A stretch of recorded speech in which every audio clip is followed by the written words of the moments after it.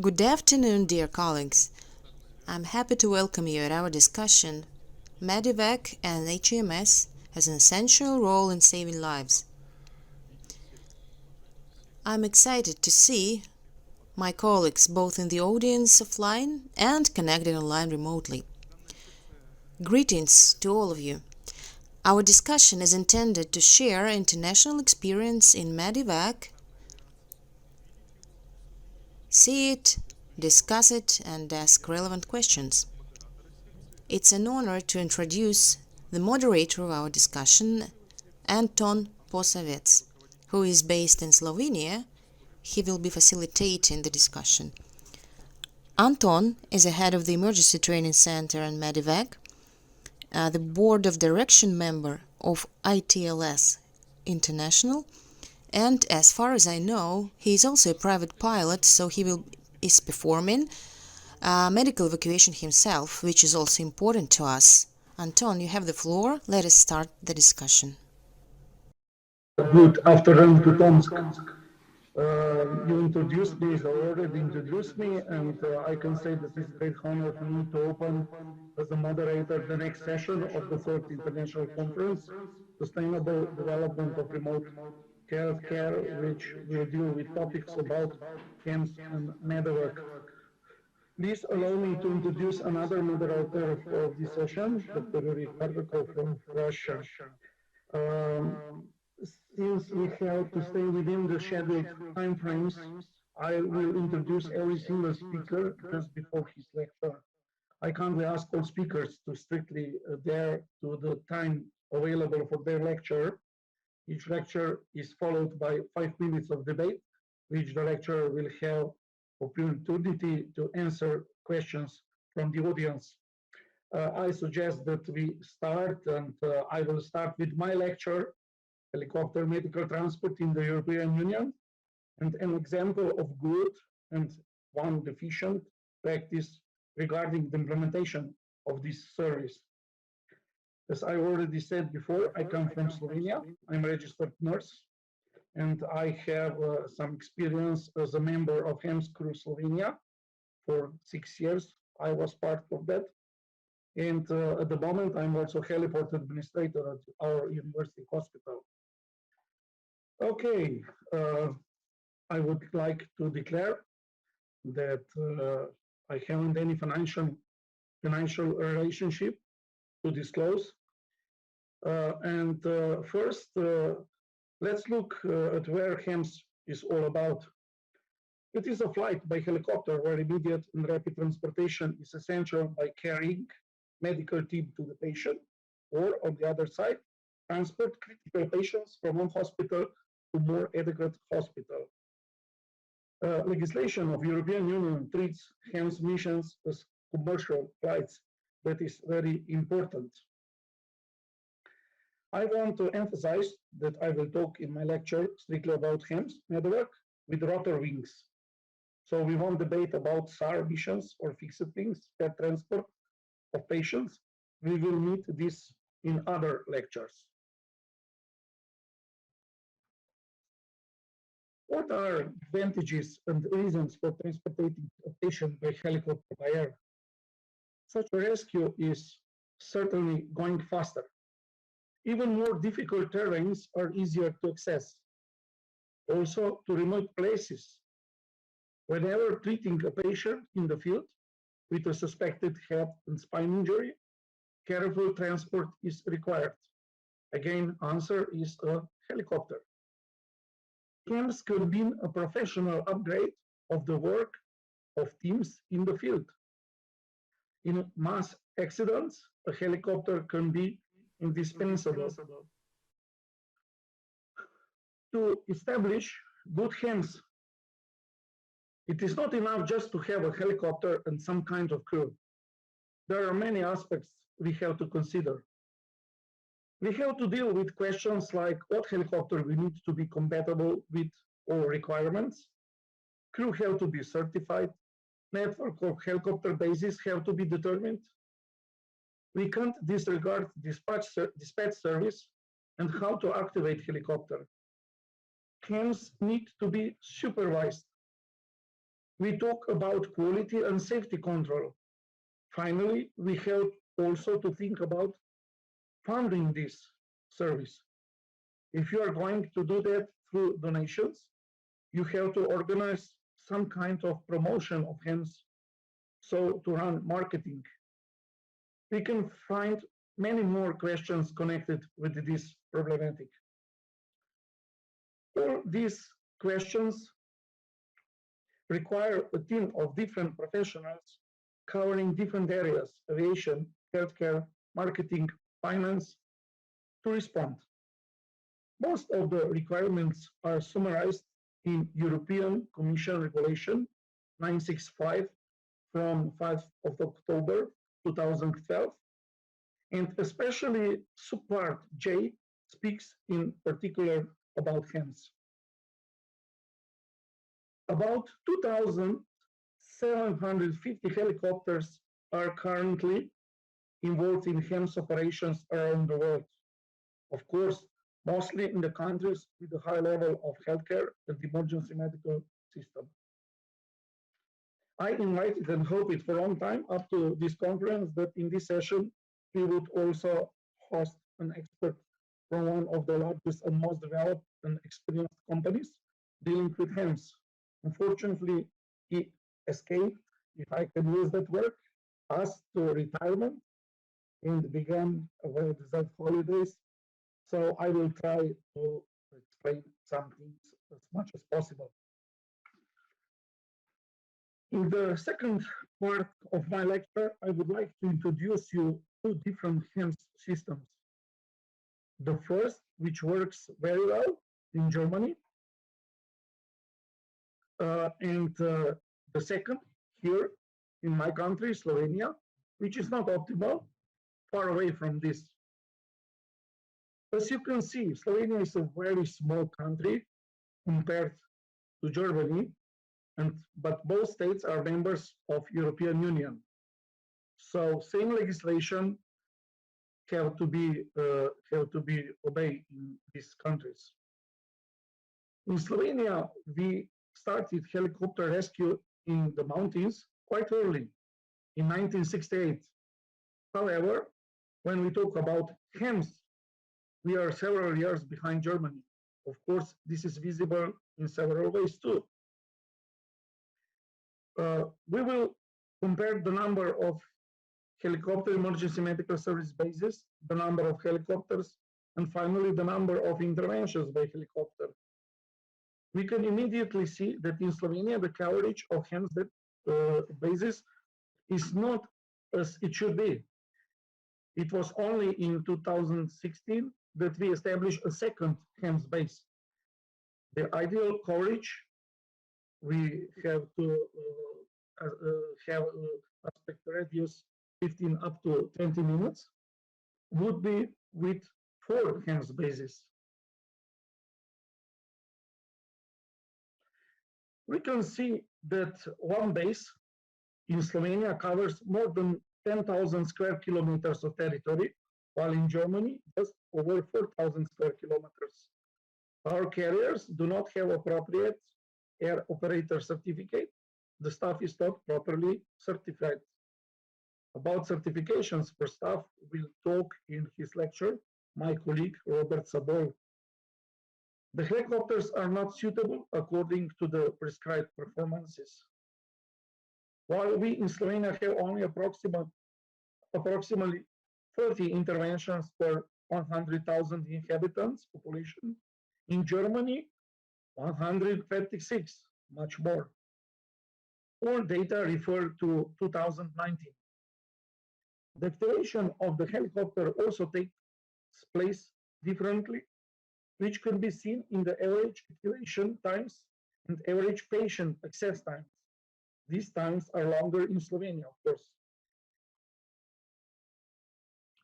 In Germany, the largest HEMS carriers, operators, are the non-profit companies ADAC and DRF, and the third one is BBK, some kind of department for catastrophes at the Ministry of Interior. All helicopters are modern and appropriate, or are of the Eurocopter type or Hermes type. In Slovenia, carriers for HEMS are Slovenian Army and the police, which do not use helicopters dedicated for this purpose. The Bell 412 helicopter is mostly used for HEMS transport. These helicopters are also very nice. As a result, like a heliport administrator at our hospital, I have major problems every year due to complaints from the residents in the helipad area. We are in the middle of the biggest Slovenian city, Ljubljana. And finally, if we compare crews of the helicopters in Germany and in Slovenia, we can see that in Germany we have usually 3 members of crew, helicopter crew. If we perform night missions, there must be 4 members. In Slovenia, we have 2 pilots, 1 flight technician, registered nurse, and physician, so 5 members of crew, much more. All that is also connected with some costs. In the end, I can say that we are not talking about matters that cannot be solved. It's only necessary to follow regulations that are valid, and these regulations are made so that we can perform this work well and safely. And thank you for your attention. If you want, you can ask me some questions. I'm here. Thank you very much.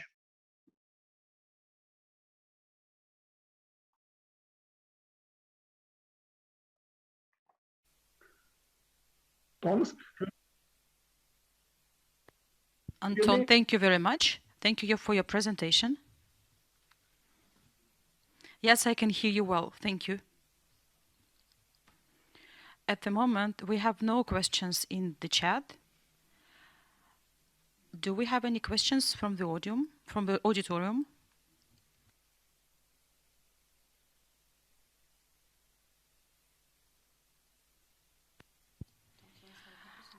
Apparently, there are no questions. So, Anton, shall we continue?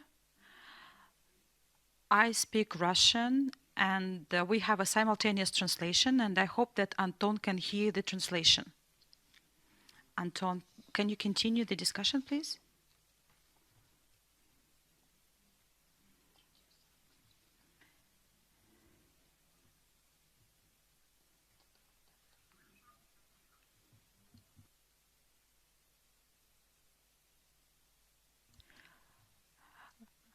There are no questions, and we are ready to introduce the next speaker.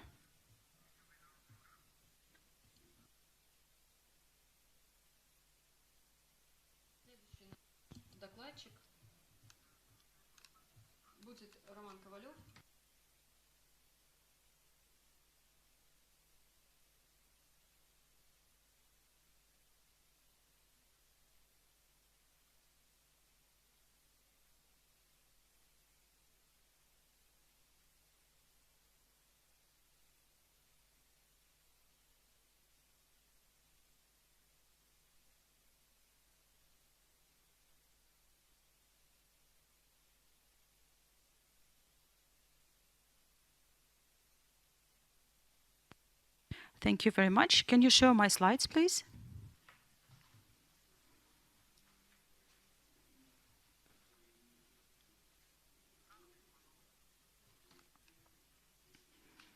We are ready to start.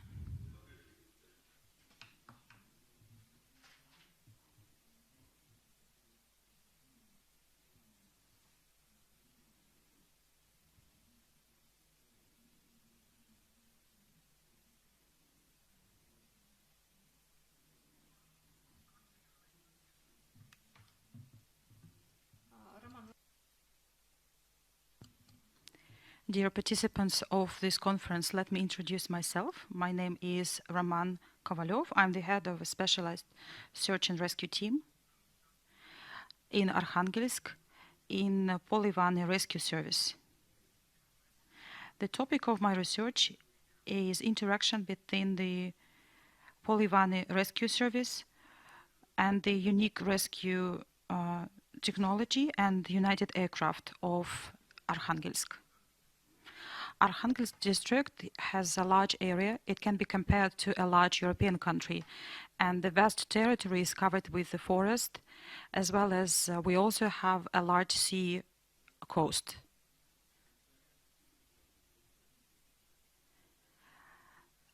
Disasters happen not only in human settlements, but also outside of them, in the forest, in the sea, on the roads and off the roads. Quite often there is no opportunity to get to the location of the victims quickly. That is why finding a disaster in the sea, for example, or in the forest is difficult, and we need to find the people and transport them quickly to the location where they can get medical service. So based on the domestic and international experience of medical evacuation and medical service that needs to be provided quickly and on time, we can use a helicopter, a specialized helicopter with a medical team and a rescue team.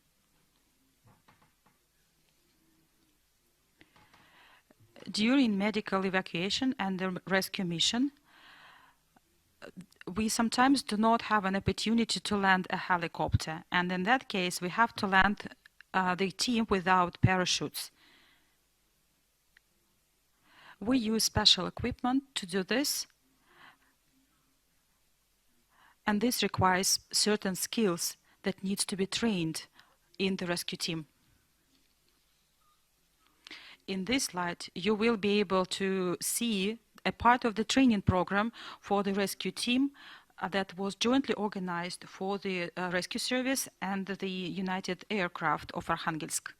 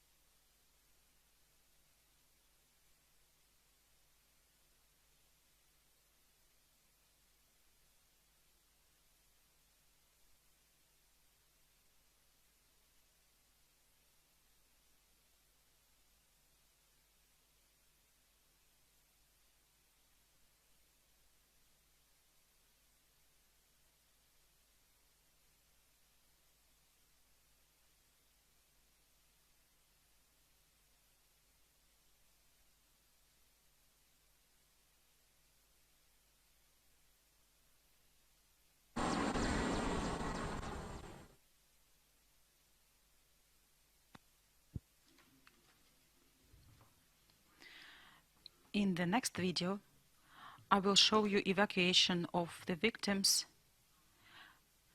This is a video that was recorded when a rescue team landed to reach the victim and transported the victim by the rescue team in the difficult terrain as well as with specialized equipment of the helicopter. We can land victims from the soil, from the ground, as well as from from the ship and then subsequently transport the victim, the patient, to a medical center for follow-up and medical treatment.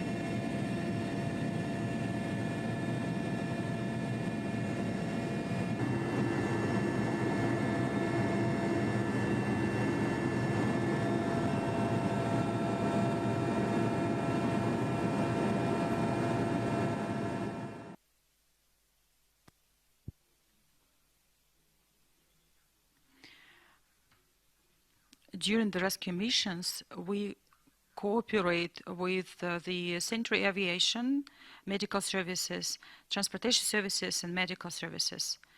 Sometimes we do not have a place to land a helicopter during the rescue missions, and in that case, we land without parachutes. For example, this is important when we have to transport a victim from a ship, for example, at the sea. This cooperation has definite advantages.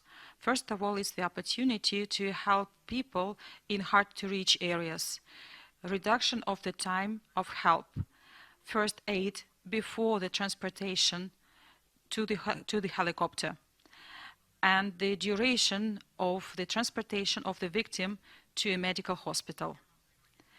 The cooperation of rescue services, medical, air ambulance, and medical services needs to be advanced.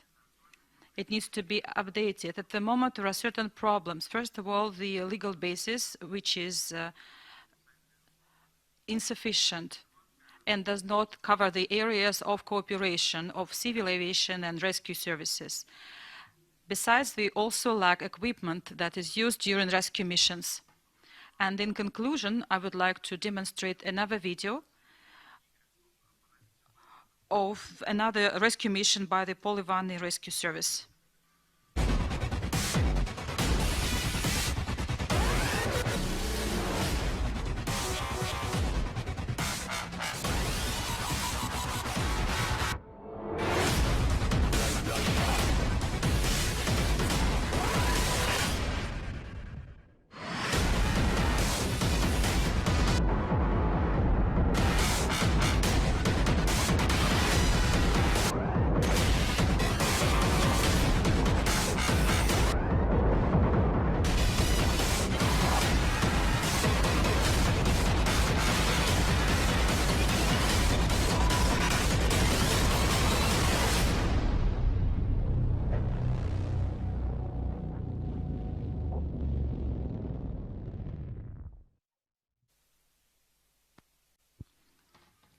This is the end of my presentation. Thank you for your attention, and I'm ready for questions.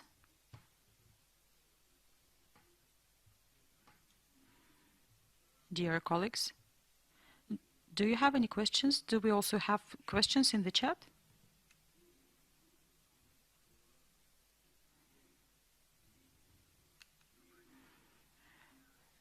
Good afternoon. My name is Ilchenko Ivan. I am the Director of UTR Helicopter Services.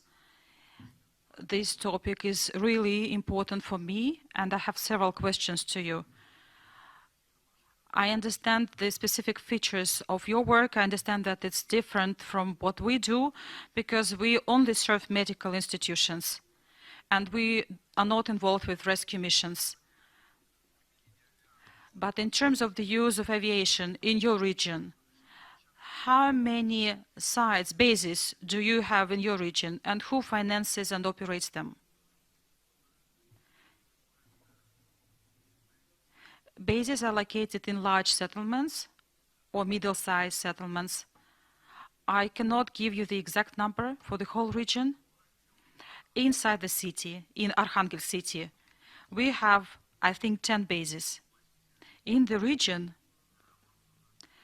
we also have equipped bases. They are funded by the municipal government, but frankly speaking, they are not well operated. Thank you very much. I believe we have the same situation in the whole country. My next question is about your operation. Do you serve people 24 hours a day? Do you also work during night? I mean, do you use helicopters at night? It depends on the pilots. Yes, they also have night missions. We had night missions in our experience. Thank you very much. I have no other questions.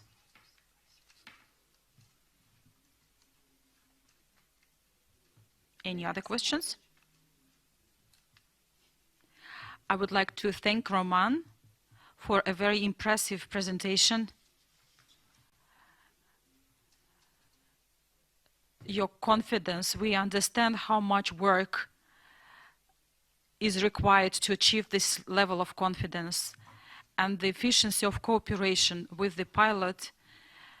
Thank you very much, Roman, again for your work and for your presentation. Anton, do you have questions to Roman? And if not, can you please continue with our session?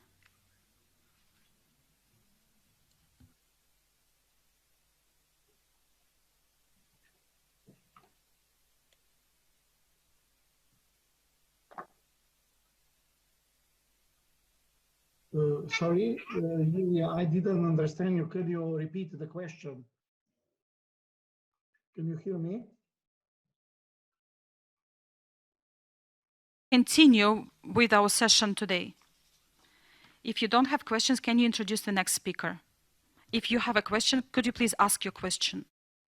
Yes, thank you very much. The next speaker comes from USA. Do we have GD Graziano online?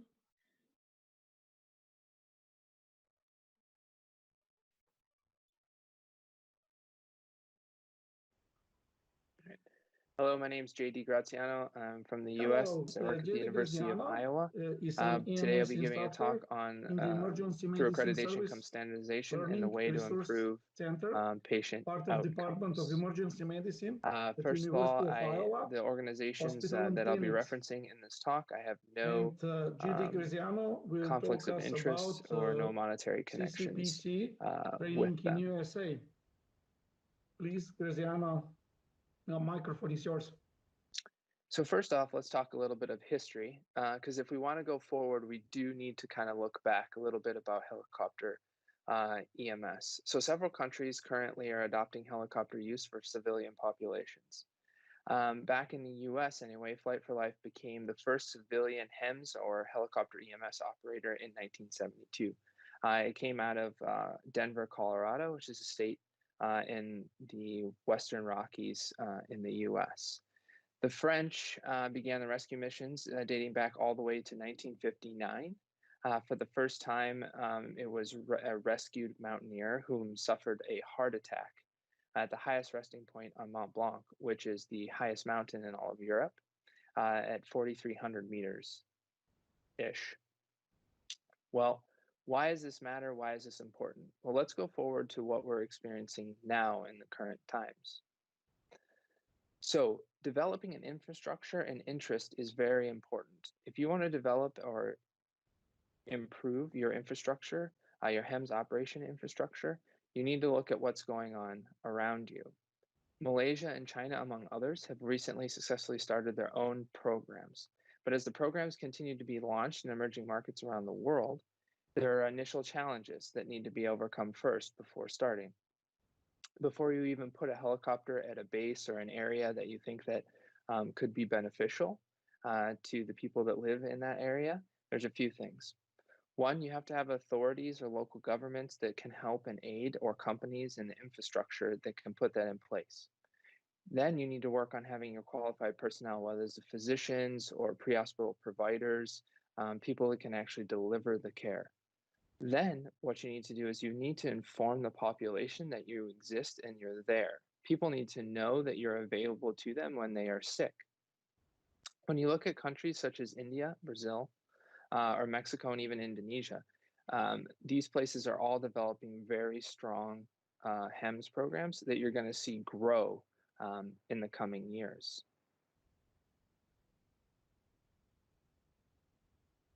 So in this emerging market of HEMS, the first thing we do is, the next thing we do, excuse me, before even adding a helicopter, is let's talk about training. Everybody in the world has varying levels of training. Physicians are the training is fairly standardized, but everybody does some things different. Every country does some things a little bit different.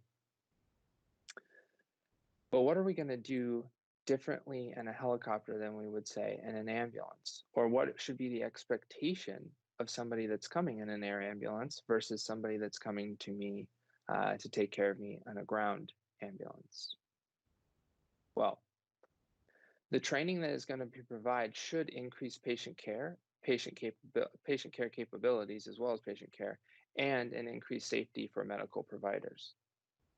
First, you're going to train these people to be flawless in advanced life support procedures. So taking your standard procedures that you perform in your country and making sure that the personnel can perform them without difficulty and any amount of stress. Following that, you're going to increase knowledge in these more advanced skills. So what are we going to term as advanced skill? Well, example would be ventilator management, maybe placing central lines, monitoring central lines, and looking at more invasive advanced monitoring equipment. And during the training, it's not just about providing classroom knowledge, but it's providing the trainees with opportunities to get hands-on real-life experience. That's the only way that the provider is going to truly be able to practice, understand what they're going to have to do, what it's going to be like to perform those procedures on a live person. It's not just good enough to stay in a lab situation or a practice situation where you use a mannequin or you use some sort of training device. That's good for initially training, but then you need to allow the provider to have opportunities to actually practice under the guidance of someone on a patient. Then the service needs to sit down and ask themselves, what kind of procedures and what kind of transport situations are we going to be in? And what is going to be, or excuse me, what is the need for the surrounding area? Do we need, so for example, does our helicopter need to be placed at a local hospital in a bigger city that flies out to the patients? Do we need to put a helicopter in a rural area? Those are questions that need to be looked at and answered. Then you need to ask yourself, in those geographical locations, what are some of the ailments that we're seeing with these patients, and then prepare your providers to deal with those. Some examples that maybe the local ground ambulances can't take care of would be surgical airway management, or even performing surgical airways, or doing chest tubes or monitoring chest tubes, right? So these are things that have to be looked at have to be examined. Training programs have to be designed around that in order to improve training and then improve outcomes and improve your expectations of your providers. So going from here, we've kind of talked about, okay, where did we come from? Where do we want to go? We have markets that are expanding. And do you want to be a part of that expanding market? Well, in order to be a part of that expanding market, we've done the training. We need to start looking and thinking about what certifications can we provide. Certifications and accreditation, certifications for your providers, accreditation for your service. That sets a standard that tells people in your geographical locations that they are going to be provided high level, very quality patient care, and also too that the air ambulance services around them all have a very high expectation and are very professional, and they can feel very safe, because there's an element of danger putting a patient or putting your crew in a helicopter. That provides some risk, and you want the public to feel safe if they need one. You also want anyone that's any hospital or any ground service that calls, you want them to have confidence in what they're going to be getting when they put their patients in a helicopter. So, certifications, they increase patient outcomes. So let's first, who does this? Well, the IBSC is the International Board of Specialty Certifications. They were established back in the mid-90s. It's a credentialing process for paramedics who work specifically in critical care transport. Back in the mid-90s, it was understood that really there was nothing to certify anyone whether it was a physician or a paramedic really, in a out-of-hospital critical care kind of transport realm. So anybody could bring some skills to the field and just say, I can take care of very critically ill patients, but nobody could really check to see if you had a standardized knowledge or a base level knowledge that you could show that you knew and understood. So the IBSC put into place a couple exams in the mid-90s. One was the critical care paramedic exam, and the other one, as you'll see on the screen here, you've got the certified flight paramedic exam. So the certifying flight paramedic exam, it's recognized internationally. And what it tells people is that your paramedics or even your physicians have passed an exam that has a standard set of knowledge that everybody in the world thinks that if you're going to be on a helicopter, this is important for you to know. Which is great, because then that tells anybody around you, whether it's the public, whether it's other flight services, whether it's other countries, that you are taking certification and your care seriously. One of the things, and we'll get to it in a minute, is that the science is showing, as well as when I certify my paramedics in a standard, it increases patient outcomes. But now what does it do for my provider? Well, it boosts confidence in my providers. It gains me an edge on my competitor. If I have a competing flight service and they're not doing this, well, this is something that I can use to show that we are doing things maybe a little better than somebody else is. It also helps establish a very professional credibility for your service, for your providers, which is great. And then in the end, which in my opinion is potentially the most important, is that it increases patients' confidence in the care that they'll be receiving. Some could argue, does the patient really pay attention? Does the patient really care? Are they even going to understand what the certification is? They might not. And that's okay if they don't. But again, we go back to the first thing about boosting your provider's confidence. It allows the provider to be very proud and feel very comfortable in that they have a good, solid knowledge in the medicine that they need to deliver to make the patient, for the patient to survive, for the patient to get better, however you want to classify it. But in turn, that really increases the patient's confidence. It makes them feel better. It makes them feel secure. It makes them feel like they're being very well taken care of. And that's important. We want that. We need that. You need that to happen, both from obviously the patient standpoint and from the provider. And you want to be recognized. I mean, one of the things that helps move pre-hospital critical care forward is getting services that are doing very good things, that have certified flight paramedics that get recognized in providing care. People then come to you and they want to know what you're doing and how your patients are doing and what things you're doing because they know that you've been successful. And one of the ways to get recognized and to get people to pay attention is for your providers to obtain this certification. Now, as we talked, getting certification compared to having a provider with the certification compared to providers without the certification. Well, what does the literature tell us? Currently, the literature backs up that you have an increase in patient survivability. Now, these 3 studies, they were performed in various places. I will tell you that currently the US military has done a lot of research in looking at civilian paramedics who are both in the military and that are also working in the regular everyday life. And then they looked at civilian paramedics that are in the military, that are flight paramedics in the military, and flight paramedics for their regular jobs.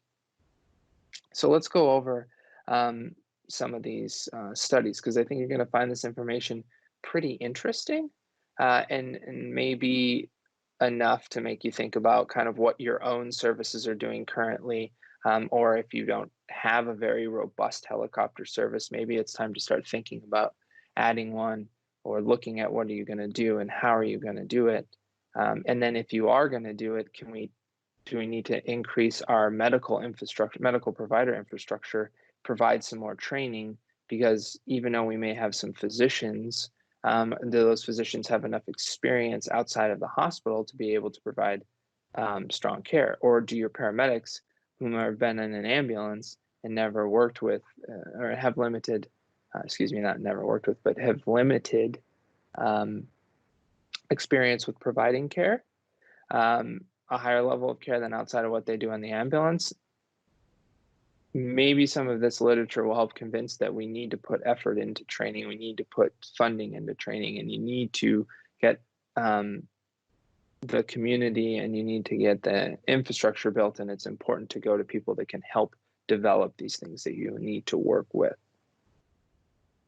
Going back, infrastructure and interest, right? So there's challenges that you're going to have to overcome while you implement this, or even when you're trying to improve your service, right? There are always challenges, and you need to figure out what those are, and you need to work as a team to overcome them, right?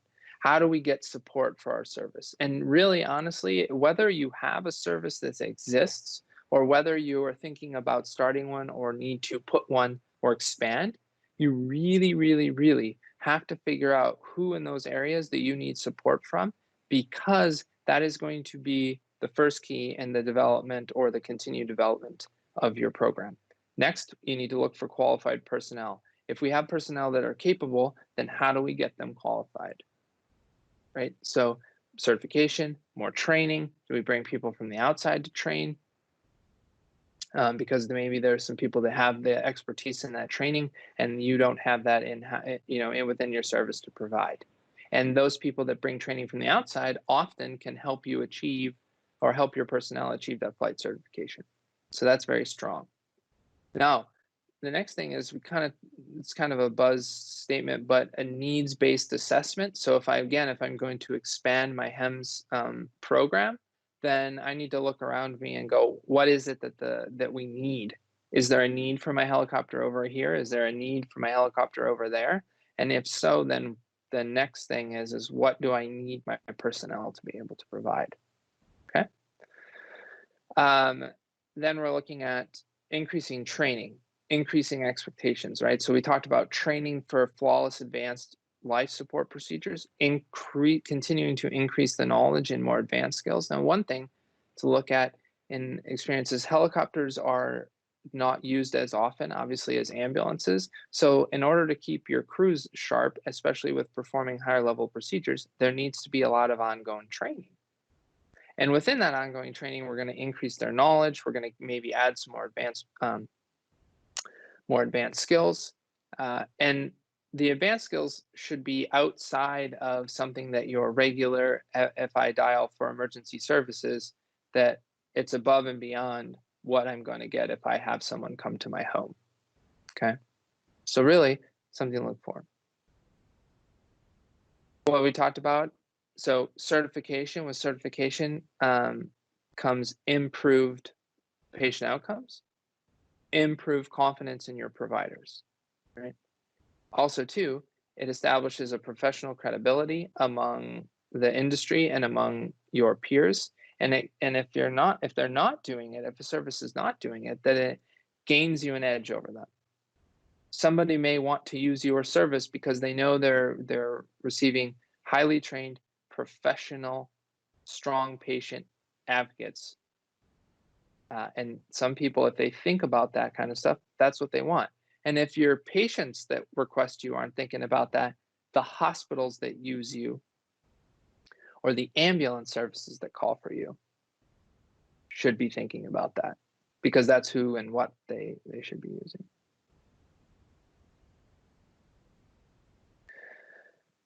So if I was there at this point, I would ask if anybody had any questions. It's unfortunate. I would love to be there to share this with you and answer questions, because I very much love to answer questions. So I hope you enjoy the rest of the conference. Thank you for listening to my talk, and everybody stay safe.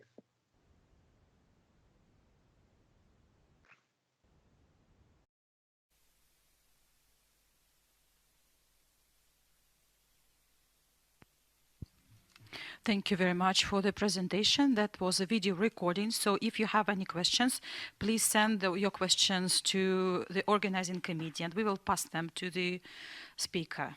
Anton, will you continue with the session?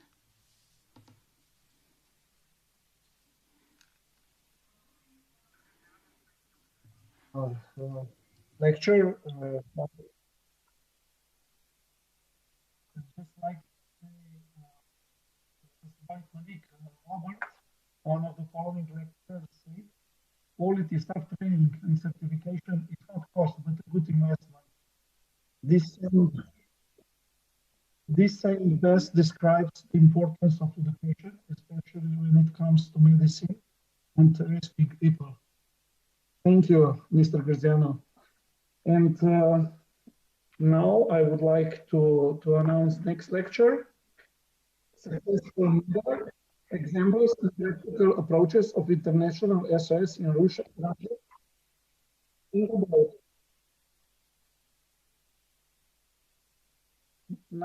Next speaker is Alexei Sirotkin, Medical Coordinator of System Center International SOS from Russia.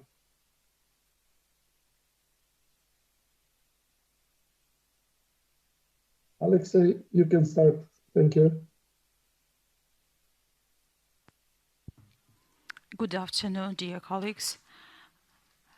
First of all, I really appreciate being invited here, given this opportunity to share our experience with you. I come from the company that is called International SOS. This is an international medical service. I have been working with this company for a long period of time as a cardiologist. I work from Moscow, as well as I work in the assistance center.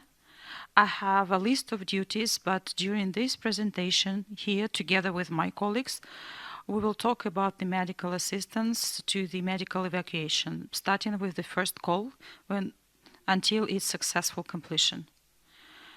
I will first of all talk about the international evacuation experience. I mean, evacuation of our international patients. I will start with describing the international SOS in several words. We have 40 years of experience and we work worldwide. We preserve human life and ensure safety and well-being during business trips, as well as for people who work in remote industrial areas, for people who work in foreign countries, the so-called expats. Annually, 27 assistance centers operate worldwide, and they receive more than 4 million visits every year. Some of them result in evacuation or repatriation. We work according to the international standards of quality. 5,200 of our specialists are medical specialists, which makes almost nearly 50% of all the employees of our assistance center. So talking about the visits that we receive, I would like to mention that we have a risk management program, and due to this program, only 0.2% result in evacuation or repatriation. As of today, we see that the number of evacuation is growing. The recent number is about 8,000 evacuations per year. Besides our own experience and observations, we also carry out research and analyze experience, and we notice the demand for medical evacuation is growing.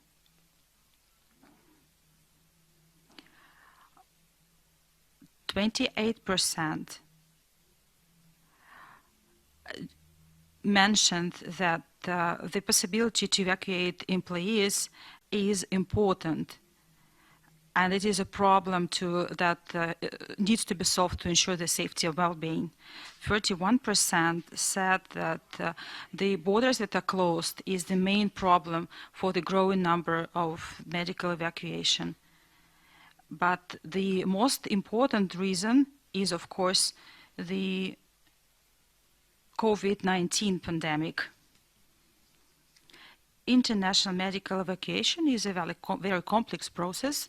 It requires high-skilled medical teams, equipment, specialized planes and helicopters, and the ability to carry out rescue missions. Successful evacuation is impossible without vast medical and logistic knowledge during the whole process.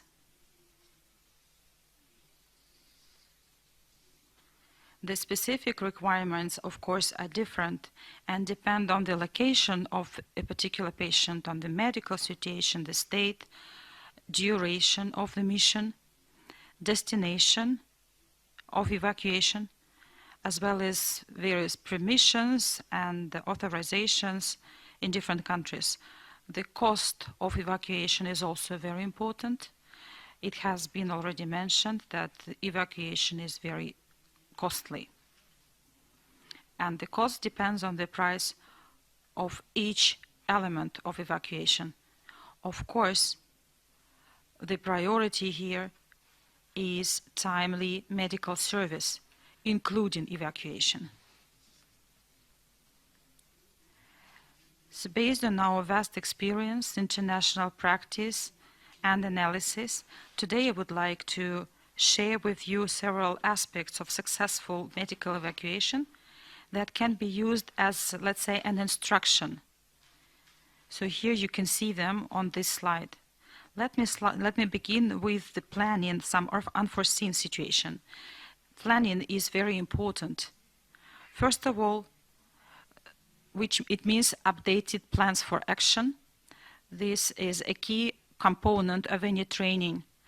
Institutions need to clearly understand where people are located. They need to updated information, contact details of all their people, employees, should know who and how needs to be informed in case of trauma or injury, and organization needs to understand what needs to be done at early stages. This early stage usually results in consultancy or help that can be provided on site by local medical services. The main role here is played by the medical specialists who work on site and internal resources of the company. Vehicles, medical vehicles, helicopters, the different types of vehicles that we saw in previous presentations. The second principle is flexibility in approaches and actions. Even when the company pays sufficient attention to the risks and planning of emergency situations, they can still face crisis.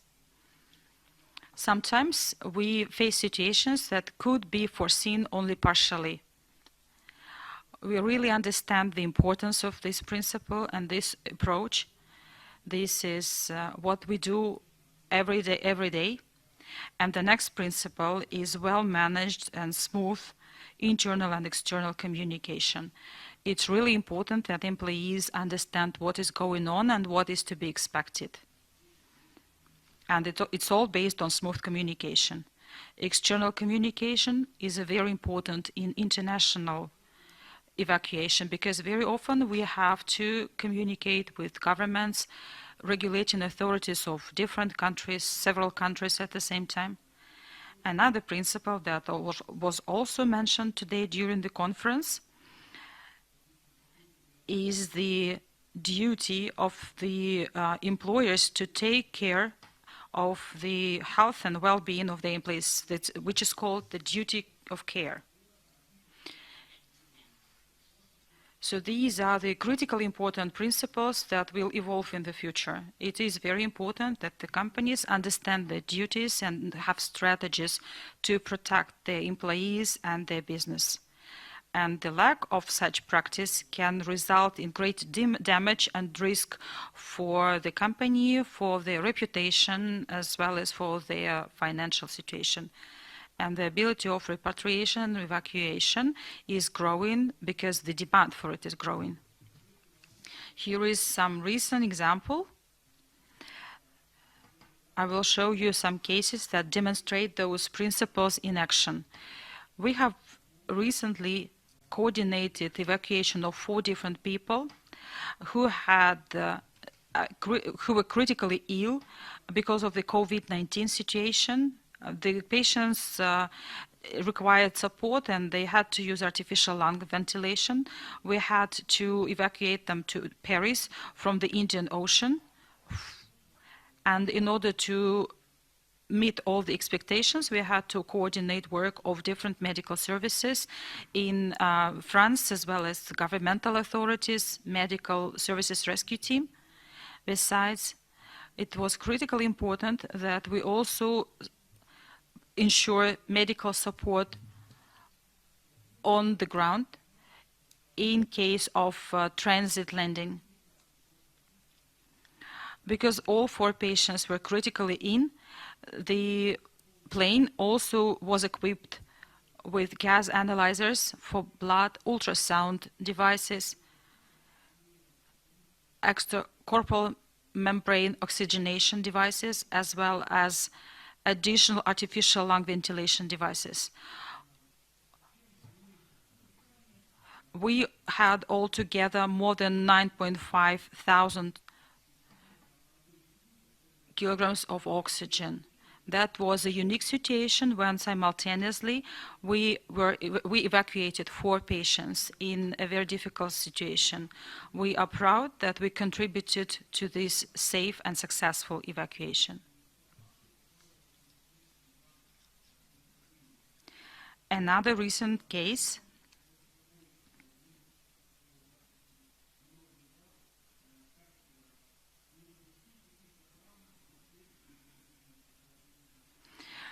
this is a repatriation of a Chinese citizen with confirmed COVID-19 from Nigeria to China. Because of great restrictions that China had during that period, we had to collect permissions from the government of China as well as from the government of Nigeria. We had to be in contact constantly with Nigeria and China, and that was the basis for success. Last week, we had another repatriation of a Chinese patient in a very difficult situation from Kazakhstan to China. And from the medical and logistic points of view, that evacuation, repatriation was really difficult.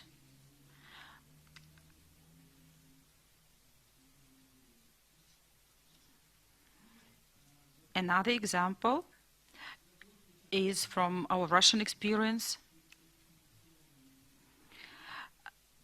A citizen of Italy in the age of 55 years old who worked in the far east of Russia got sick, got ill with COVID-19, and he was hospitalized to a local hospital with 45% of lung infection. The company and the patient both wanted to be repatriated back to Italy as quickly as possible. And that was also a difficult case from the medical and point of view and from the point of view of logistics, because we had to transport the patient from the Russian Far East through the whole continent to the other side of the continent. And the European air ambulance could not be involved. I will not specify the problems. I will not talk about this. So we made the decision that we will work with the Russian medical services to transport the patient to Moscow. And then in Moscow, we passed the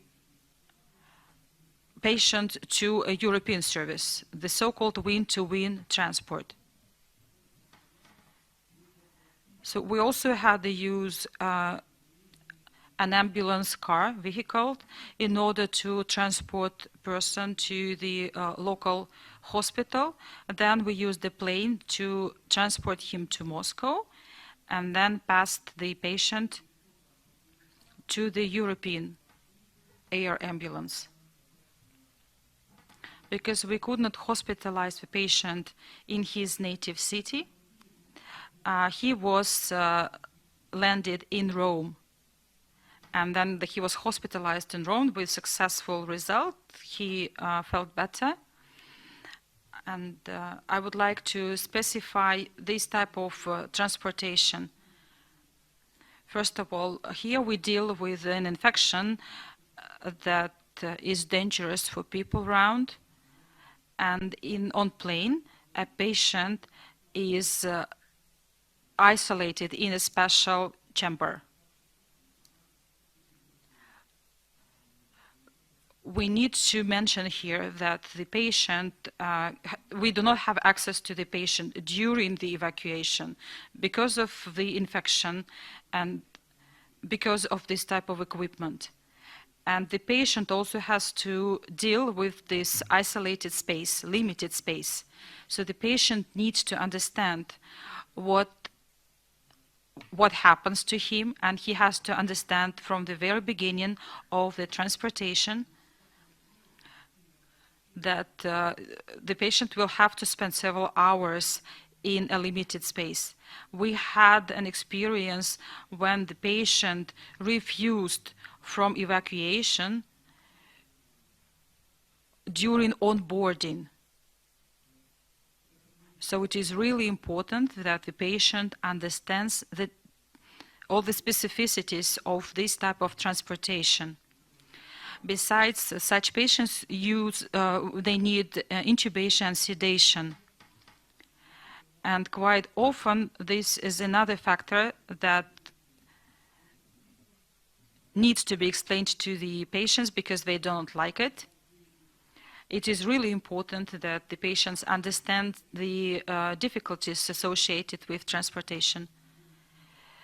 Patients can be transported only to the countries where they are citizens. And this requires a lot of communication with the state authorities, with governmental bodies. So the worse is the situation, the medical situation with the patient, the more difficult it is to find the hospital that is ready to accept a patient from a different country. Another situation that we face is a growing demand for transportation of people who are healthy but cannot leave the country where they work and go back to their own countries. One of such examples is when we had to organize transportation of 81 people, employees of an international organization from Peru to the United States. We had to organize several flights between those countries. We received many permissions from state agencies of both countries. We also had to deal with logistic issues. It was quite complicated, but the mission was completed successfully. I'm running out of time, but in conclusion, I would like to say that no critical situations are the same. There is never an ideal situation to direct on each stage.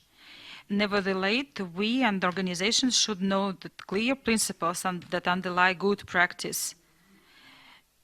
Each organization should focus on people, their health and well-being. Evacuation may never be needed, or maybe needed last moment, but the strategic evacuation should be planned that it takes months and years. Thank you for your attention, and I will be happy to receive your questions. Thank you very much, Alexei, for your beautiful presentation. Very impressive. We have one question to you. First of all, thank you for your presentation, and the question is as follows. Do you use your aircrafts or do you rent aircrafts, and how quickly can you organize a medical team? How much time is needed between you receive the call and then you finally prepare the medical team? At the moment, we do not have our own aircraft. We use providers.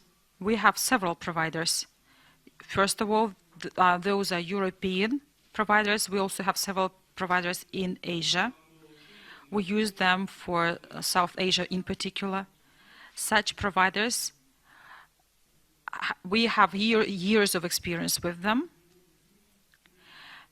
and we trust them. We have very good professional relations with them.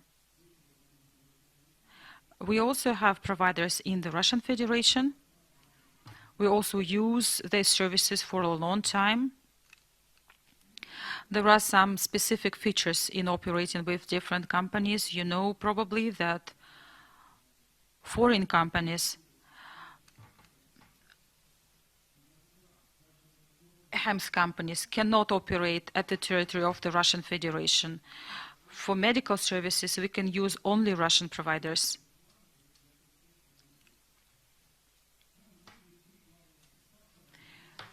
Repatriation and evacuation of Russian citizens sometimes also has to be organized with Russian providers.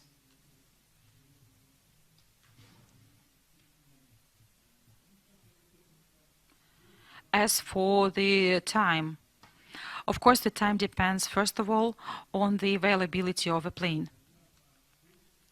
I have to admit that recently, especially during the pandemic crisis, the COVID-19 pandemic, the time has increased. If we think about it from a realistic point of view, it takes less than 24 hours, at least 24 hours. So the minimum duration is 24 hours. Of course, we have some exceptions. When we have the plane available immediately, and then we can solve all the issues within hours. But this is an exception. So usually it's 24 hours, sometimes it's 48 hours. But I would like to remind you that here we talk about people who are already hospitalized in most cases, who receive treatment, and evacuation and repatriation is required for different reasons. Sometimes, for example, it's really an emergency situation, and we need to urgently organize a plane. In other situations, it's just the case when we cannot organize a different type of transportation. Thank you very much for your answer. We have no other questions in the chat. Do we have questions in the room?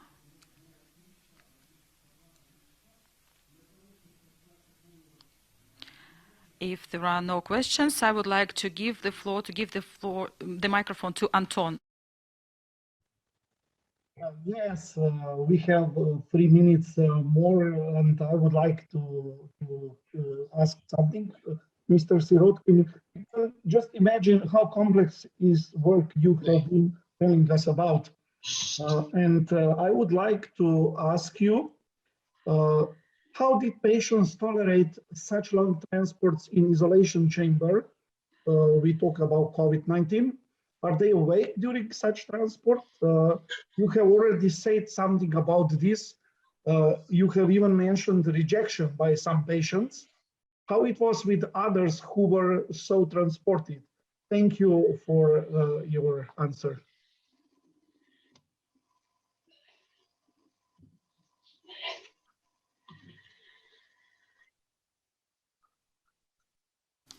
Patients tolerate it well. As I said, it is crucially important that the patient is fully informed before the transportation. So the patient needs to understand how he or she will be transported. This needs to be discussed, and in every situation, we also request that the patient signs a consent for transportation. Most patients tolerate the transportation well, but I mentioned one case. It's an exception when a patient rejected the transportation. We had the situation early during the pandemic, during the COVID-19 pandemic, when we only started using the personal medical isolation units. So that was an exception. Critically ill patients need to be intubated and sedated before transportation. We usually do it on site. As I said before, most of our patients are hospitalized before transportation. They stay in ICU, RCU. So intubation and sedation is carried out by the medical team in hospitals several hours before the transportation to tune and regulate the ventilation parameters. This is very important. And here we also communicate with the local physicians in local hospitals. Indeed, sometimes the medical specialists they reject it, they do not feel the need for intubation and sedation of patients, but during the flight, especially when patients have to fly in the personal medical isolation units,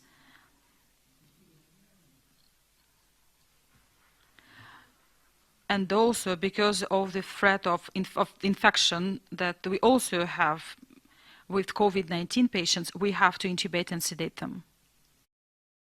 Thank you very much for that experience.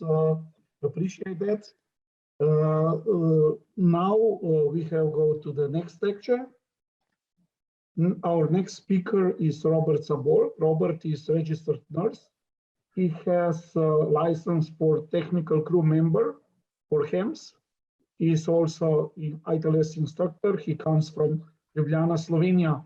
He will say us about licenses that are asked for medical staff that carrying out medical helicopter transport in the European Union and why they are needed at all. Robert, please go ahead. Thank you. So, first, I have no financial relationship to disclosure.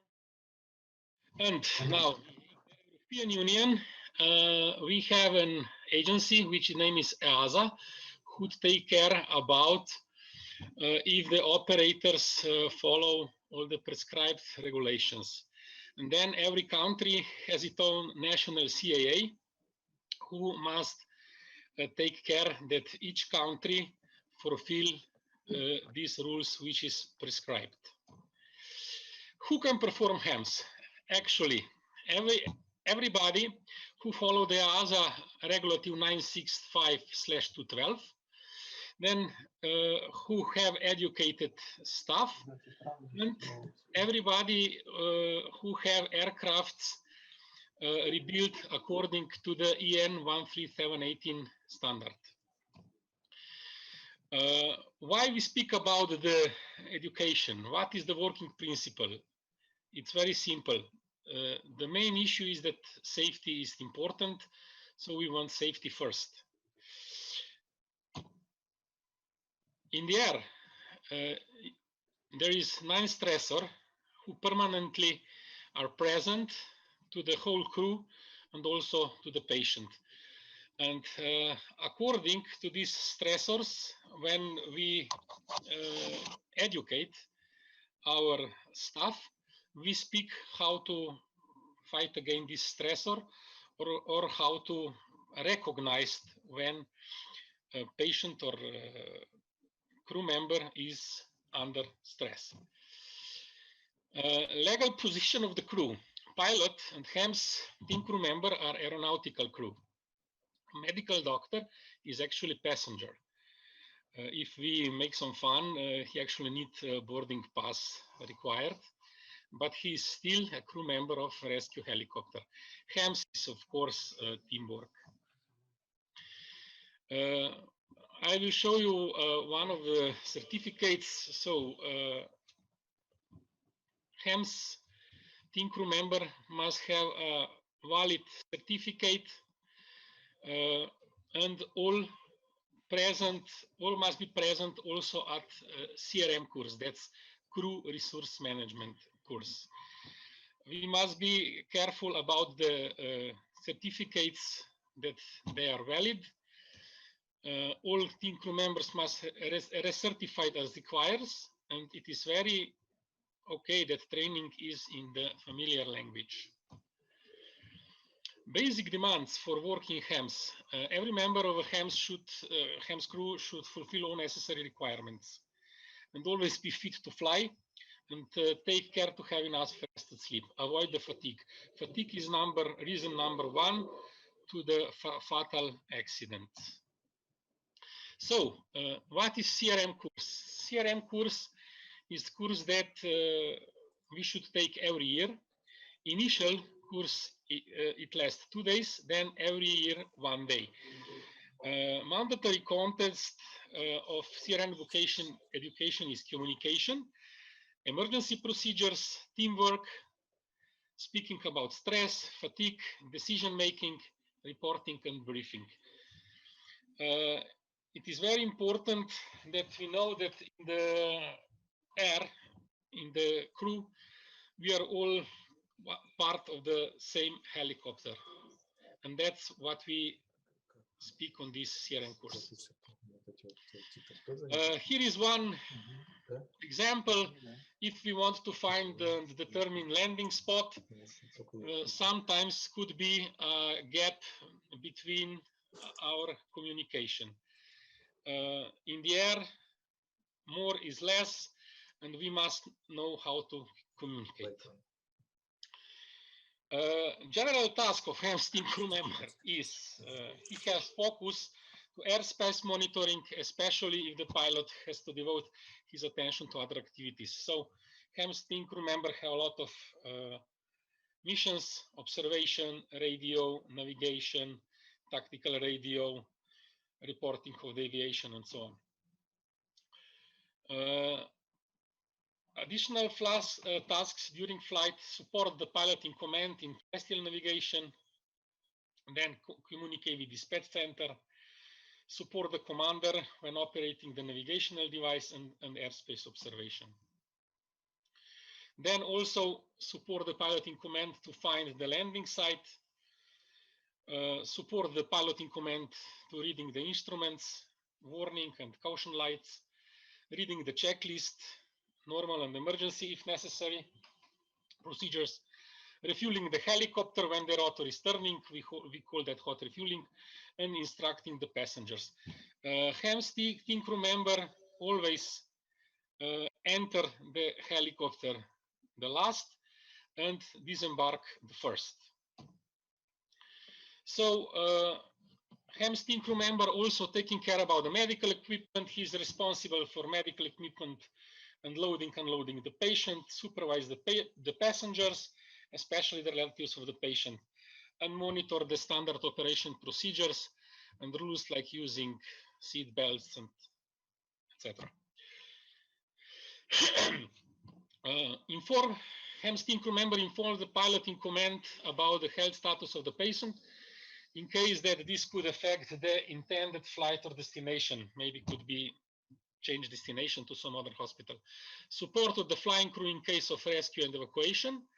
Cleaning and supplying of the medical equipment and the medical section in the aircraft. HEMS crew requirements according to EASA. You should be at least 18 years old, physically and mentally fit, have all necessary trainings, and you have been checked as proficient to perform all assigned duties in accordance with the procedures specified in the operation manual.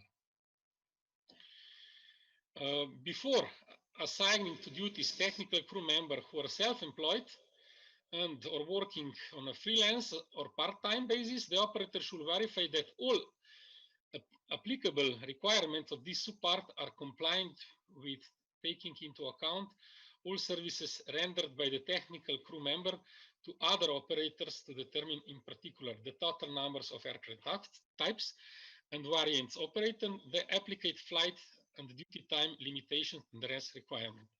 So HEMS crew member must know all types very good, all helicopters where he performed the mission of HEMS TC. The doctor, medical doctor, has the legal position of medical passengers, but he's also part of the HEMS crew.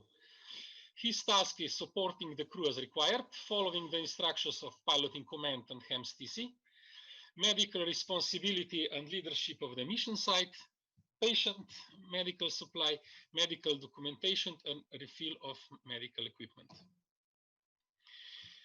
HEMS education is specified in the EASA SPA HEMS, as I show you here on the slide.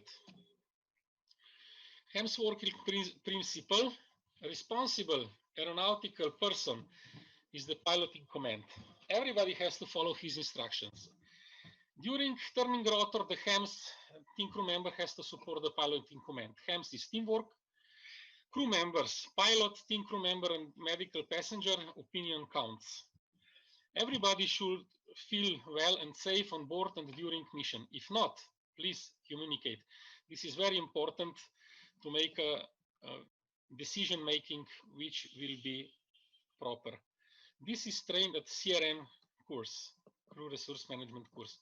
We observe, inform, and support each other. 3 pair of eyes is always better than 1 pair of eyes. Behavior on a helicopter. Permanent safety thinking, airmanship, always be aware.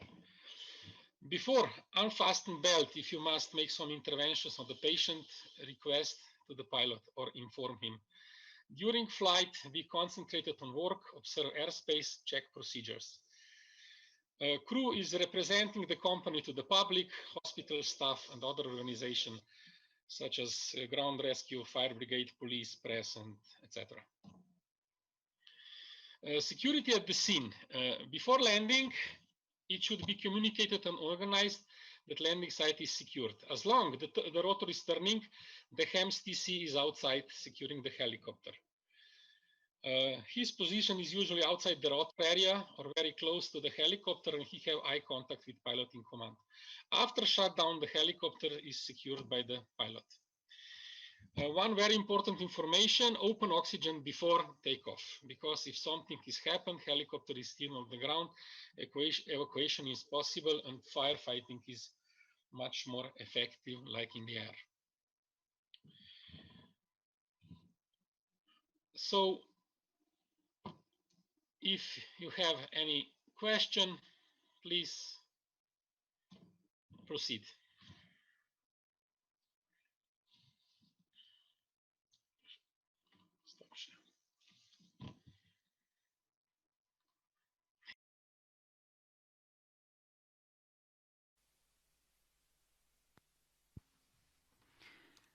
Thank you very much for your presentation.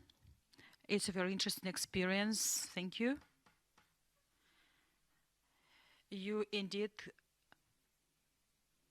overcome the gap between the pilot and the medical physician. As far as I understand, your pilot can also provide the first aid and provide medical service. They work in the same aircraft, but still there is, let's say, a wall between the pilot and the physician. And it's great that you know how to do it. Thank you very much. Dear colleagues, do we have any questions? There are no questions in the chat. Do we have questions in the room? If there are, it seems like we have no questions. Thank you very much again. I would like to give the microphone to Anton.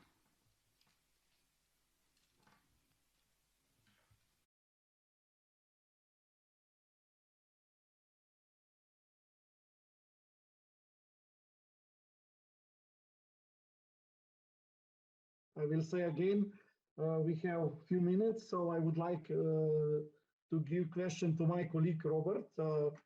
Robert, can you hear me? Yes, I hear you. Yeah.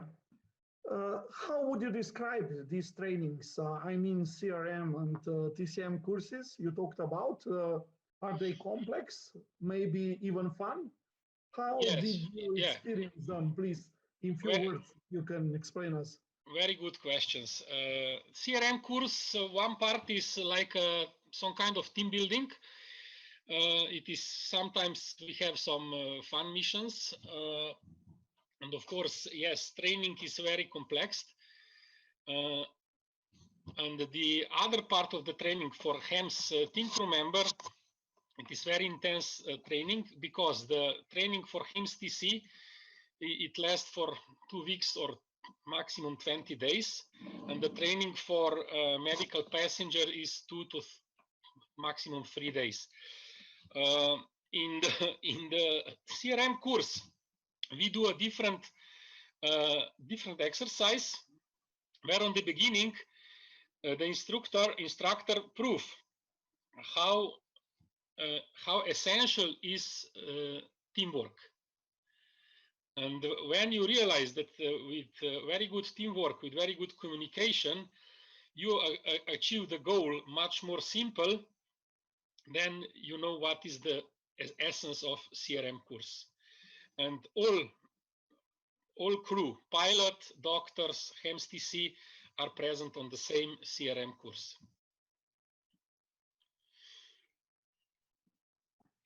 Thank you, Robert, very much for your presentation and for your answer. I would like to explain to the audience that in Slovenia, we don't have paramedic system. So in pre-hospital environment, also on HEMS service, there are doctors with specialization of emergency medicine and registered nurses, like Robert is one of them. Okay, just for information. And now, if there is no any question, Yuri, is that correct? Okay. Indeed, we have no questions. Can you continue and introduce the next speaker, please?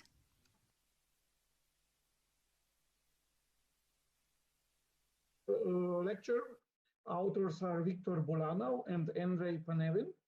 And speaker will be Victor Bulanov, Deputy General Director for Medical Work, MEDIS from Russia. His lecture is peculiarities of routing and organization of medical evacuation in conditions of the risk of the COVID-19 spread at the remote industrial sites located in the far north of the Russian Federation. Victor, go ahead.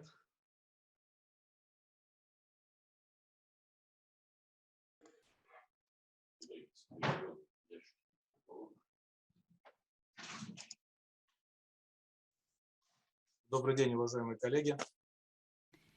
Good afternoon, dear colleagues.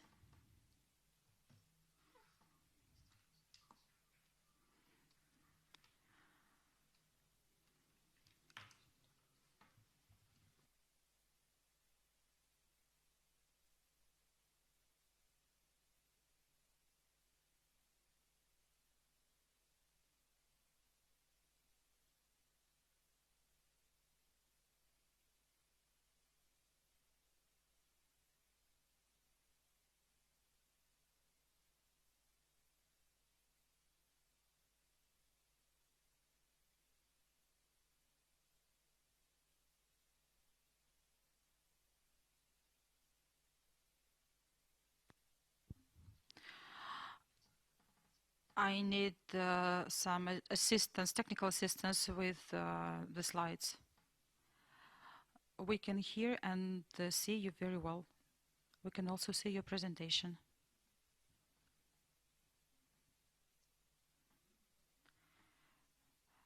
Dear colleagues, we can see and hear you well. You can start your presentation.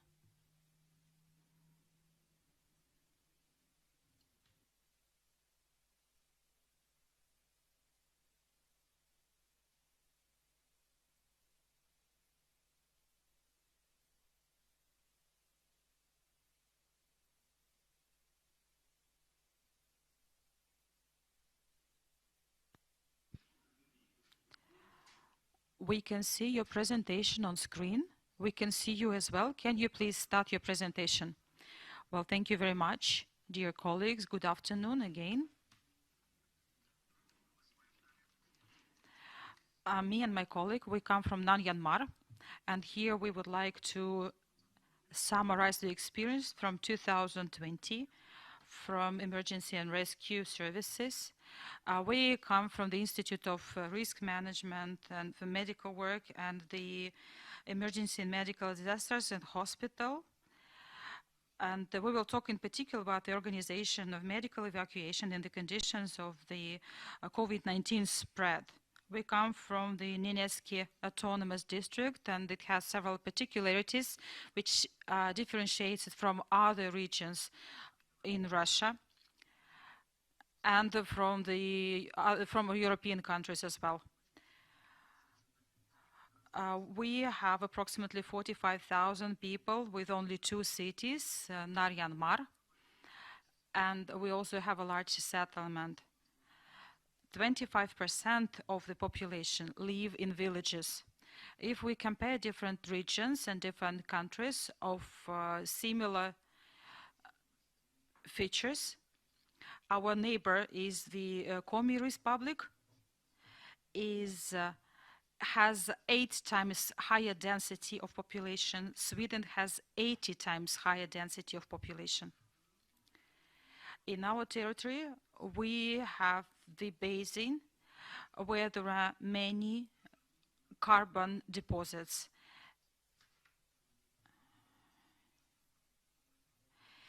And in order to develop those deposits, we have approximately 30 different sites where people work on in shifts. The peculiarity of our district is that we do not have direct constant communication with them. We do not have roads, we do not have railroads. And that is why it is really important to think about the transportation. At the moment, transportation is very low in our region, and we take the 7th place in our country. The only transport that is available all the time is aviation, including the HEMS.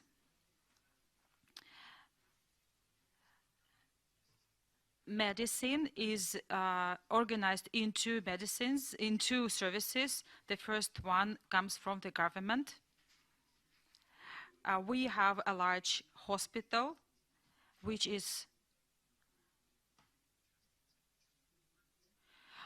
also consists of several medical points and medical polyclinics. The polyclinics are organized in several settlements, and they additionally have 6 ambulance services, 4 medical points and other facilities. Medical service for the people who work in remote areas of industrial companies that I mentioned before is provided to approximately 13,000 people, and it's also organized as a corporate medical service. So the isolation of our region has impact on the spread of the pandemic in the Nenets district, as well as on the medical service that we provide to our residents. Our region had very rare cases of COVID-19 during the last year. When we got prepared for the COVID, we developed a plan at different events in order to prevent the spread of the COVID-19 and to take care of and prevent the spread of the COVID-19 among our regions, among our residents. At the treasury of our district, and we managed to maintain the minimum level of the COVID spread for a long period of time. Simultaneously, we worked on the measures to prevent new cases of the COVID-19. For instance, on the base of one of our hospitals, we organized a COVID-19 hospital for 34 places. Several of them were devoted to resuscitation. At that time, we already had organized additional equipment for artificial lung ventilation. We also provided additional medication, some medical points. We're also equipped with additional medical equipment, electrocardiography, pulse oximeters, thermometers, and individual protection devices, even before the COVID-19 situation got worse.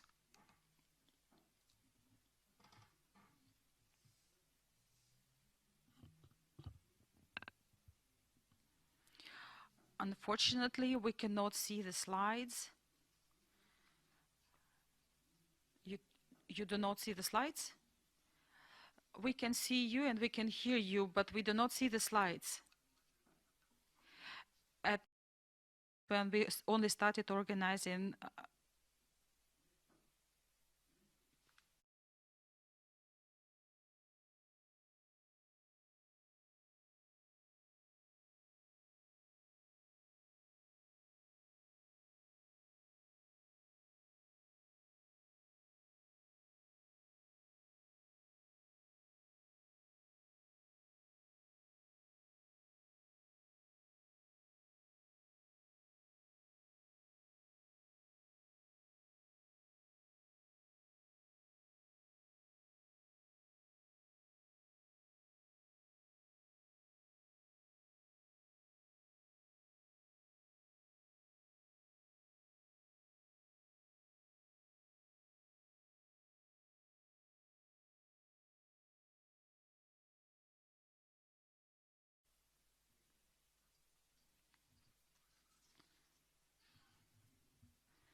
so under the risks of the COVID-19 spread, we faced a series of a solution of some serious issues.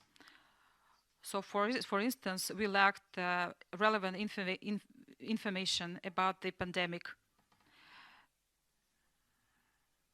This is the fact that finally resulted in inadequate actions. The medical specialists did not have competence in medical regulations and laws. Another important aspect that also affected the organization of medical support during the pandemic was the lack of experience of cooperation between the medical services of federal and corporate services in case of global pandemic. The previous trainings that we had in our region trained people for emergency situations, but it did not provide for global pandemic. On the first stage, we also lacked resources to resist the COVID-19 spread. In particular, we lacked information and resources to organize HEMS, industrial sites. In the remote industrial sites, industrial and corporate medical service was the one that provided immediate evacuation when needed with HEMS and emergency services. The first site, in the first case when we had the COVID-19, we had to reconsider the organization of evacuation for a particular industrial site. So first of all, we had to provide coordination of work and organize isolation of infected people, selection of people, and differentiation of those who are ill from those who stayed healthy. We had to divide the settlements into the so-called red and green areas. We also organized 24 hours monitoring and contact point call center with medical services and the dispatch center to contact emergency and rescue services when needed, as well as district hospital of the Nenetsk district. We also had to think about how to organize medical support to all people who lived in the industrial site, both in the red and in green area. Unfortunately, we had to reduce the amount of services that was provided,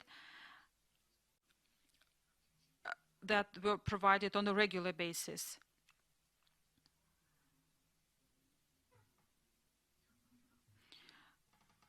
For the first time in our history, corporate medical services had to practice organization of medical isolation units.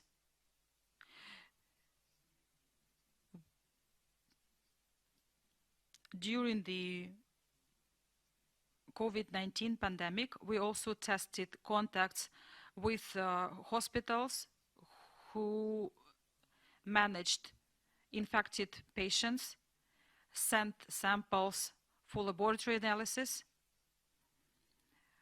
because this also involved logistics. We had to send the samples to large cities.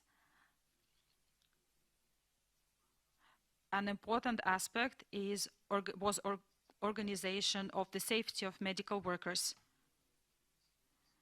under the emergency situation. An important aspect that was new for us at that time was organization of medical isolation units, which I mentioned before. This relates to the zoning, which I also mentioned before. First of all, we organized isolation units into 3 areas. The first area was used for people who had contacts with infected people. They had no symptoms, and they had negative PCR tests. The second area equipped for people who had symptoms or who had the positive PCR tests. The third area was used for people with positive PCR tests and had symptoms, as well as had some severity of the situation, although there we had no critically ill patients. We also developed instructions for the medical workers for the isolation unit, so that they could also monitor their situation and also diagnose any condition that they could feel. So when they faced the COVID-19 spread,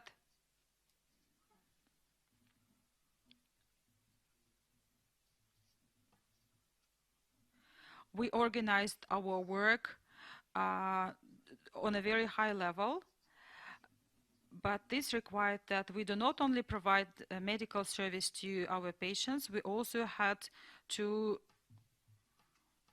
work a lot on the reduction of the stress that also occurred during that time. It was necessary, and it was done, to develop a special protocol of medical control. We organized operation. You're running out of time. There is 1 minute left. We developed a protocol of continuous interaction with medical services of different hospitals. Medical evacuation at the moment is regulated with 4 documents in the Russian Federation. More details about how it is organized will be explained by Andrei Panevin.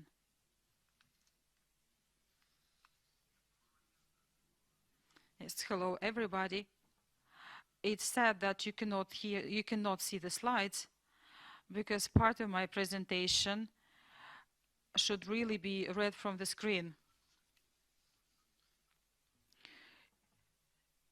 Could you please share your screen again?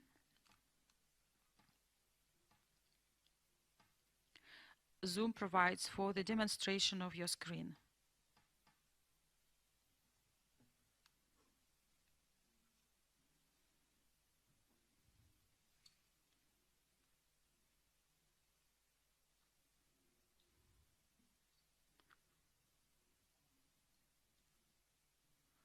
Unfortunately, I have some technical issues. I will try to explain everything without a presentation. I want to say that we had some regional aspects to take into account.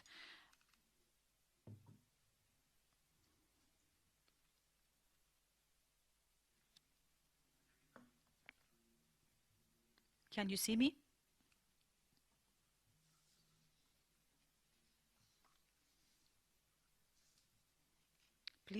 Please press F5. So, as I said, we had some regional peculiarities. First of all, we faced the situation when we had different requests from different remote industrial sites at the same time. And those requests meant that there are life-threatening situations in remote areas that we had to take care of.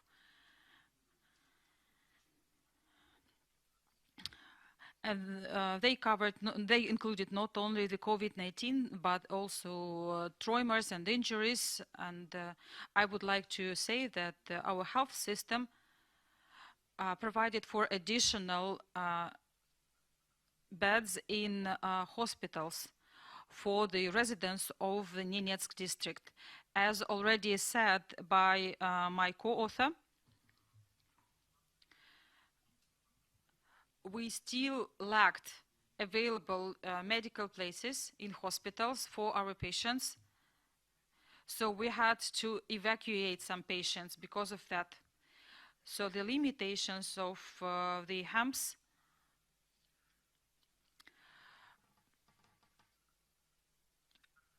referred mainly to the situation that the medical workers in HEMS are also people and they also get infected. And I would like to say here that the COVID-19 was a new situation for us. We didn't know about it. We didn't have any previous experience with that. And we had to learn how to deal with it and how to evacuate patients with the COVID-19 infection. And they had difficulties because the infection developed very quickly. And for the first time at the territory of our district, we carried out certain actions. For instance, we had to go to the remote industrial sites for 1 or 2 patients, but we had to examine all people on the site in order to find people who had simple symptoms. And this resulted in the situation when we had to evacuate not only 1 or 2 people, but many people in order to prevent further spread of the COVID-19 on site.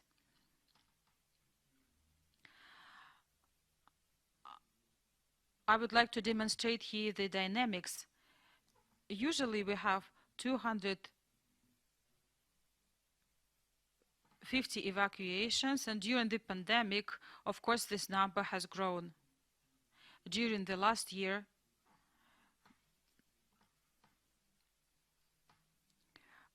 we had 279 missions and evacuated 404 people.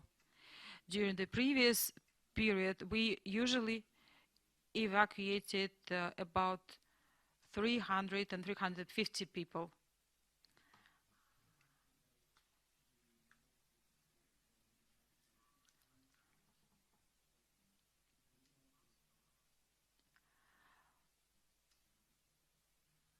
On average, during the periods when we had no pandemic,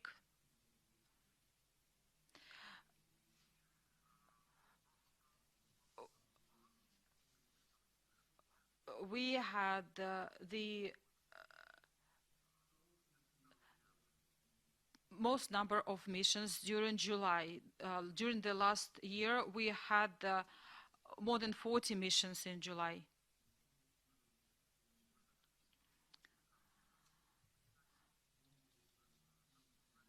Sometimes we did not have to evacuate people. After we received the request, sometimes we could help the patients remotely, and we could assess and diagnose the patient from distance. We tried to organize HEMS service for several sites at the same time so that we could evacuate 5 or 6 or even 8 people at the same time. July was a difficult period because that was the time when the shifts changed on several sites, and people who came from different regions of our country brought different types of infections and infected each other massively.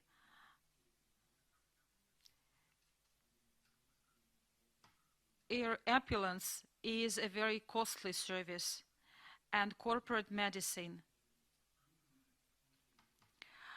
really helped because the companies understood, they knew that the resources are limited, and they made the decision that companies, employers can cover some of the costs.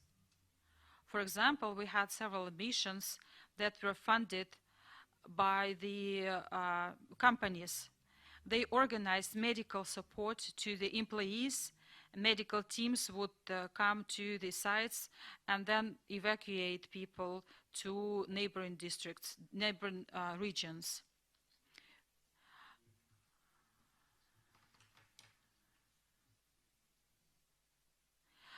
During the periods when we do not have pandemics, we also had HEMS, but last year, of course, the number has grown significantly. Now I would like to pass the microphone to Victor to explain more numbers about the evacuation by the HEMS services, which was organized from the Nenetsk region to neighboring regions.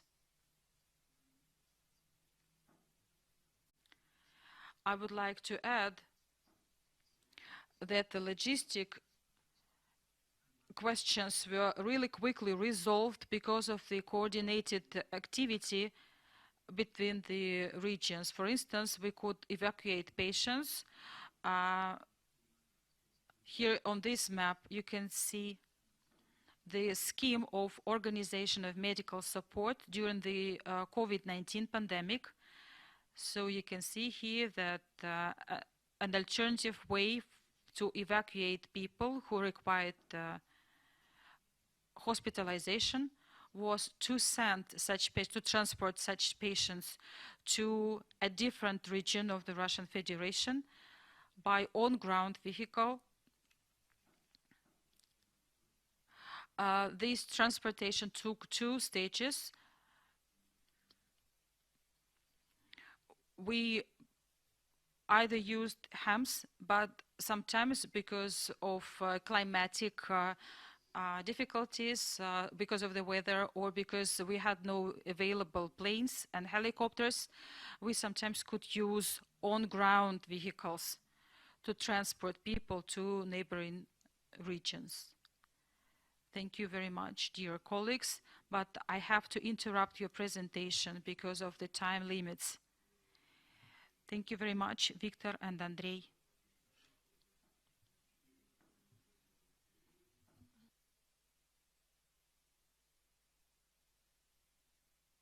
Time and time again, I wonder how big your beautiful homeland, Russia, is. That is especially true if I compare it with my homeland, Slovenia, which is perhaps a little bigger than Tomsk region. So we don't have some specific problems as you have. It is very interesting to hear your experience about this. I'm sure these huge distances are really big challenge for you. And now, in conclusion, I would like to thank all speakers who have enriched us with their knowledge and experience. I'm sure that all this will come in handy to all of us in the future when we're doing our jobs. I would like also to thank for respecting the time to all lectures, the time limits.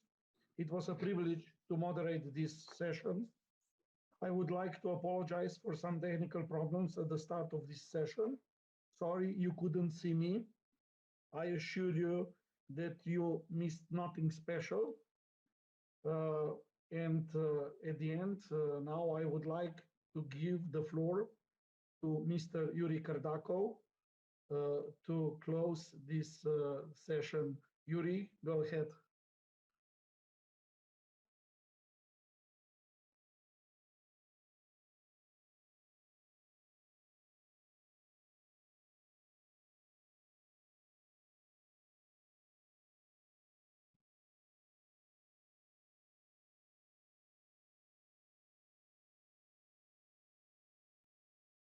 Question is to Andrei. I believe what he does is very close to what we do in our company. I work in the South Siberian direction in Omsk, and we carry out rescue services. We have 2 major providers, our regional hospital and the rescue medicine service center, which is located 350,000 kilometers from Omsk. My question is about the federal program that is currently in action, and the federal government pays for the work that we do within this program, but they also monitor the efficiency of our work. You probably are aware of the order of the ministry number 388N, and it regulates the type and amount of equipment that is used on board. As a provider, our job is to ensure safety of our users. But in addition to that, we also have to buy this equipment and exploit it during a particular period of time. This equipment is very expensive. As far as I understand, it's about 38 different items. Some simple equipment as well as very difficult, complex devices, medical devices. So unfortunately, we don't know how to use it. We have a proposal that when we have a forum in Volgograd, we address this issue. The equipment of the pilots as well as the use of the medical equipment, which has to be organized and operated by medical workers and not pilots. In my experience, about 30% of the equipment is not used, although we have it on board. The Prosecutor General's office really monitors the situation. If we do not have this equipment on board, we pay very large fines, but unfortunately we don't know how to use it, so we can't. My question is about the COVID-19 patients. Who is responsible for the sanitation of the planes and helicopters after you transport such patients?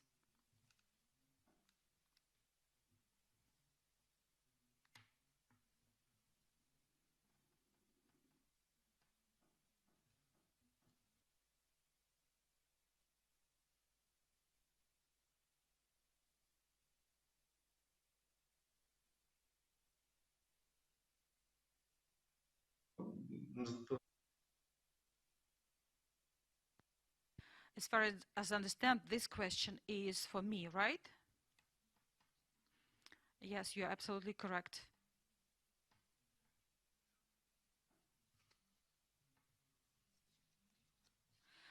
Unfortunately, I missed the beginning of the question, and could you please repeat? Well, briefly, the question is about your attitude, your opinion about the medical equipment that has to be used by pilots. Pilots cannot use it. Can you hear me? Okay, what do you think about the order number 388 about the need to equip medical boards, medical planes with medical equipment? Do you agree that it should be purchased and operated by aircrafts? We do not have skills to operate it. Yes, thank you very much. I understand the question now. As for the air ambulance, of course, each plane has to purchase equipment. So each plane and helicopter is to be equipped with medical devices. It is needed during the flights. But we should also mention drugs and medications. We have drugs on board. We receive them from our district hospitals, and then we send them back. We keep record of all the drugs that we use or we don't use during the flights. And this is the responsibility of the aircraft providers. As for the order, I believe we lack regulations from the government. It mainly refers to the air ambulance and not regular civil aircrafts.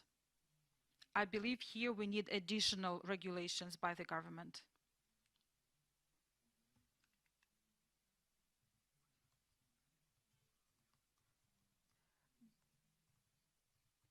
Dear colleagues, thank you very much for your answer. I would like to thank our speakers and our participants. I would like to thank Anton for moderating this section. I would like to also thank the people who ensured technical support, the translators, those who were involved in organizing this session. I'm now closing the session. We today talked about emergency evacuations, and this involves many different specialists, pilots, medical workers, technicians. those are the people who take care and save human lives. We really appreciate this work, and I would like to thank these people in particular. Today we raise several issues that needs to be resolved on the international level. I believe the approach here should be global. At the moment, we make quick decisions, and it's important to develop new approaches. At the moment, we are the people who are developing the future of the medical aviation. I really hope that this discussion was useful for our colleagues, for our providers, for our users. Thank you very much for your attention. Again, thank you very much, Anton, for your work. And with this, I would like to announce that our session is closed.